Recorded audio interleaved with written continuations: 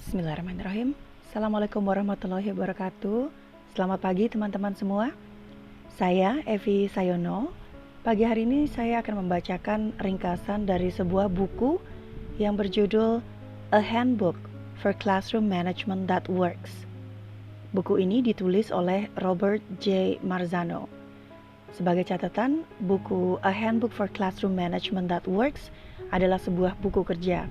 Ada satu buku lain yang membahas tentang teori dan hasil penelitian yang dilakukan oleh Robert Marzano dengan kawan-kawannya. Jadi ini adalah buku kerjanya. Buku ini aslinya diterbitkan dalam bahasa Inggris, kemudian saya baca, lalu saya ringkas dalam bahasa Indonesia. Ini artinya apa yang teman-teman dengarkan semua di dalam rekaman ini merupakan interpretasi saya terhadap bagian buku yang saya baca. Baik teman-teman, saya akan mulai membacakan bagian pertama dari buku ini. Namun sebelum kita mulai mendengarkan bacaan dari buku ini, bagi teman-teman yang belum sempat subscribe, silakan teman-teman boleh mengklik tanda subscribe, kemudian boleh diklik juga tanda loncengnya, sehingga ketika saya membacakan buku baru dan membuat videonya, maka teman-teman bisa langsung terupdate. Jika teman-teman mau share ke teman-teman yang lain atau ke rekan-rekan guru, ini diperbolehkan sekali, silakan klik tanda share, karena ini rasanya insya Allah akan bermanfaat buat rekan-rekan guru, karena mereka nanti jadi mengetahui bagaimana sih cara memanage atau mengelola kelas dengan baik, tanpa membuat anak takut dan membuat anak jadi disiplin tanpa menggunakan hukuman. Jadi silakan klik tanda subscribe, like, dan share. Nanti kalau teman-teman mau memberikan komentar terhadap konten video ini maupun hal lain yang mau diberikan komentar, silakan saya tunggu komennya di bagian kolom komentar. Baik teman-teman, mari kita mulai. Selamat mendengarkan. Judul buku A Handbook for Classroom Management That Works, ditulis oleh Robert J. Marzano, Barbara B. Gaddy, Maria C. Fossate, Mark P. Fossate, Jana S. Marzano. Diterbitkan oleh ASCD, Association for Supervision and Curriculum Development, Alexandria, Virginia. Menurut Robert J. Marzano, ada 7 buah elemen yang membentuk pengelolaan kelas yang efektif, dan 7 elemen ini dibuat berdasarkan research. Yang pertama adalah rules and procedures, atau aturan dan juga prosedur-prosedur. Yang kedua adalah discipline and consequences, atau disiplin dan juga konsekuensi. Yang ketiga adalah teacher-student relationship, atau hubungan antara siswa dan guru. Yang keempat adalah mental set, atau kondisi mental. Yang kelima, student responsibility, atau tanggung jawab siswa. Yang keenam adalah getting off to a good start, atau bagaimana cara merencanakan sebuah permulaan belajar yang baik. Yang ketujuh, management at the school level, atau mengelola di level tingkat sekolah. Struktur penulisan dari buku yang ditulis oleh Marzano ini terbagi ke dalam beberapa segmen. Segmen yang pertama adalah bagian di mana guru kemudian melihat kembali praktek-praktek yang sudah dipercayai sudah benar dilakukan, yaitu reflect our own current belief and practices. Di sini guru akan diminta untuk merefleksikan apa yang sudah dilakukan di kelas itu sebenarnya seperti apa sih. Nah, kemudian masuk ke bagian segmen berikutnya, yaitu reading the strategies and suggestion, di mana di bagian ini guru-guru akan diberikan strategi-strategi, kemudian saran-saran bagaimana cara mengelola yang baik menurut hasil risetnya dari Marzano ini. Setelah mereka membaca strategi, baru kemudian guru-guru akan diminta untuk mengecek kembali pemahaman mereka atas informasi yang sudah dibaca di buku ini, atau checking the understanding of the information presented. Nah, setelah mereka mengecek kembali pemahamannya, apa yang sudah saya baca, apakah betul saya sudah paham. Nanti akan diberi satu set kayak tools buat refleksi. Kemudian melangkah ke segmen berikutnya, yaitu assessing ourselves. Guru ketika membaca kemudian diminta untuk mengakses diri sendiri atau melakukan penilaian terhadap diri sendiri. Baru kemudian ada segmen terakhir di mana guru akan di guide, dibimbing untuk mendapatkan insight baru. Insight itu kayak pandangan-pandangan baru, ide-ide baru untuk mengelola kelasnya sendiri. Buku ini terdiri dari 7 bagian besar. Yang pertama adalah section 1, bagian 1, rules and procedures atau aturan dan juga prosedur-prosedurnya.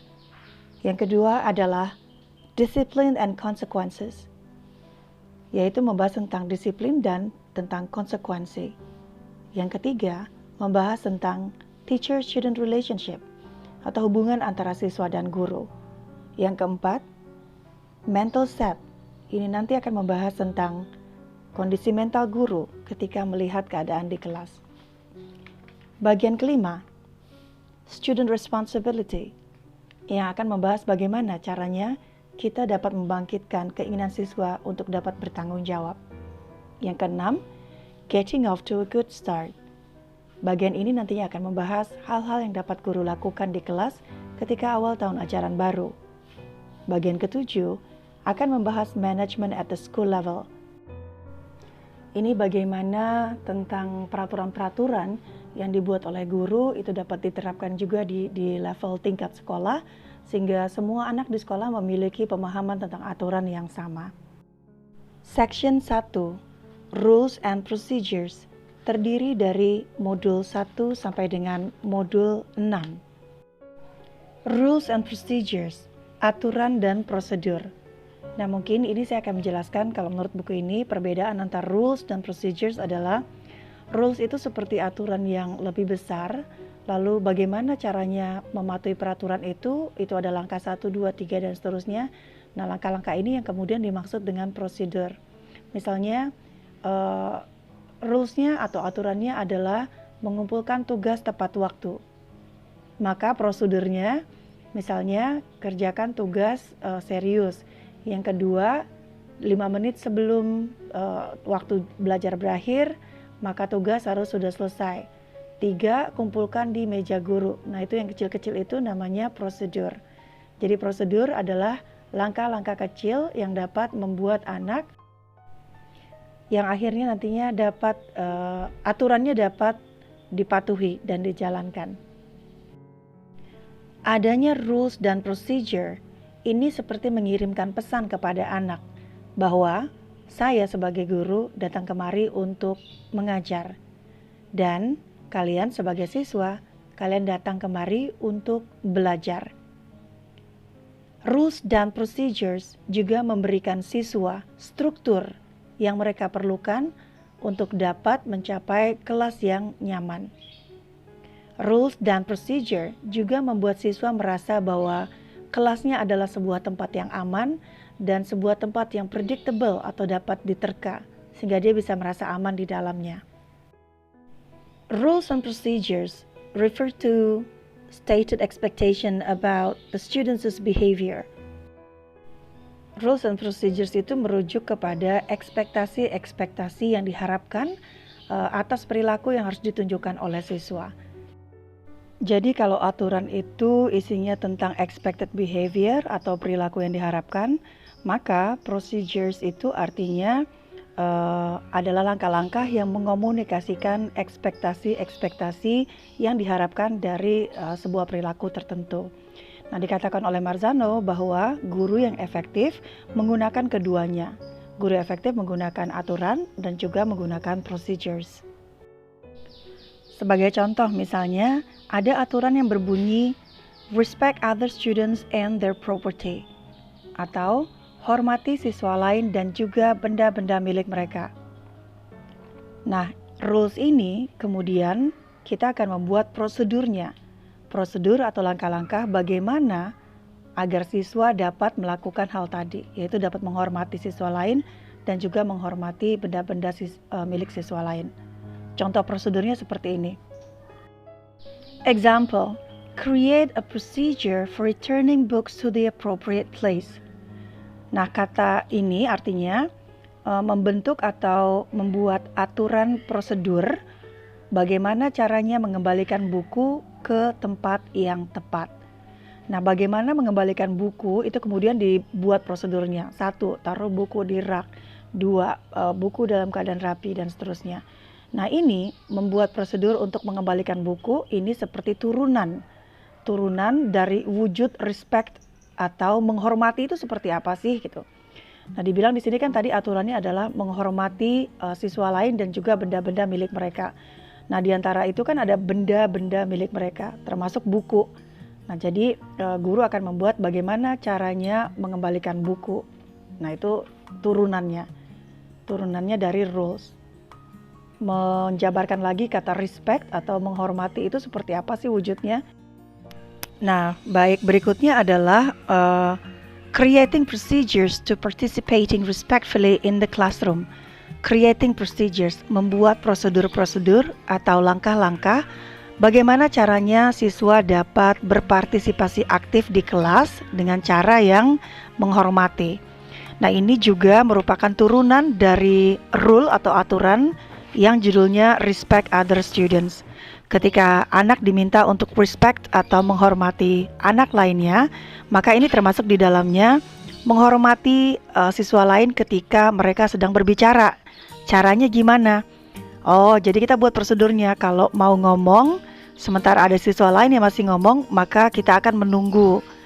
Atau siswa yang belum dapat giliran berbicara dapat menunjuk tangan. Setelah ditunjuk, baru dia boleh berbicara. Nah, ini jabaran dari kata respect. Jadi kata respect other students, menghormati siswa lain dan juga benda-benda milik mereka, ini kemudian dibuatkan prosedurnya. Jadi prosedur ini adalah langkah-langkah agar aturan untuk dapat menghormati siswa lain itu bisa tercapai. 1 aturannya, yaitu respect other students and their property, menghormati siswa lain dan barang milik mereka. Ini kemudian dibuat menjadi 2 buah prosedur. Yang pertama, prosedur untuk mengembalikan buku. Ini adalah wujud dari respect atau menghormati barang milik orang lain.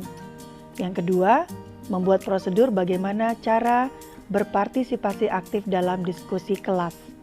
Nah, ini merupakan penjabaran dari aturan respect other students atau menghormati siswa lain. Nah, mungkin ini dapat menjelaskan perbedaan antara rules atau aturan dan procedures atau prosedur. Nah, sekarang berapa banyak aturan sih yang perlu kita punya di dalam kelas?